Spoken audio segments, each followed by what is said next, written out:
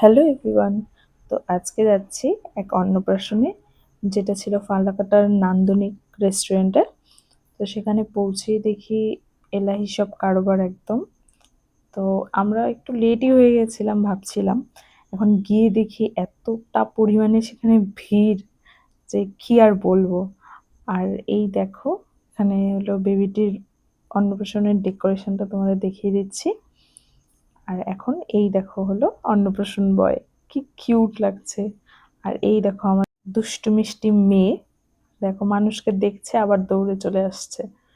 আর ওকে আটকে রাখা যাচ্ছে না, আমি ধরে রেখেছি ওকে শক্ত করে, তাও ও ঘুরছে পুরো।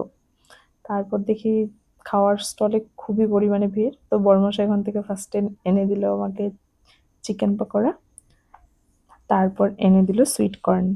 তো ওটা খেয়ে মেয়েকে ওখানে বসিয়ে নিয়েছি, ও খাবে কিন্তু ওকে তো দেওয়া যাবে না। পরে বললাম বাইরে কিছু ফটো তুলে আসি, আর বড়মশাই ভিডিও করে দিল একটা আমাকে। তারপর আবার আমরা ভিতরে যাচ্ছি খাওয়া দাওয়া করার জন্য আর কি। তো এই মেকআপ টিউটোরিয়ালটা লাগলে তোমরা কমেন্ট করো।